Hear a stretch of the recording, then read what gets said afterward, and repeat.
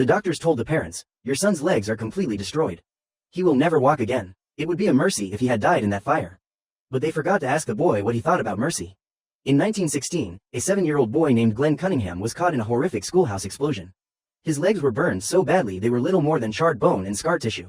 He lost all the flesh on his knees and shins. The pain was unbearable, and the experts said his life as an athlete was over before it began. Glenn spent months in bed, his legs thin and lifeless. One day, he overheard the doctor say he'd be a cripple for life.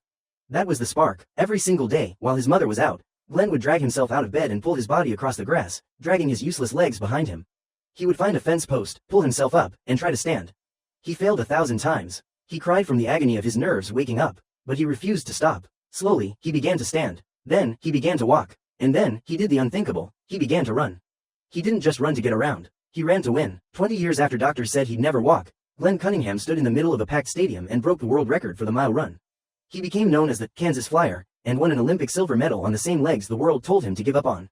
Your limit is usually just someone else's opinion. If a boy with no flesh on his legs can become the fastest man in the world, what is your excuse for staying in bed today? Subscribe to Motivation in Story to find your second wind. We'll see you in the next one.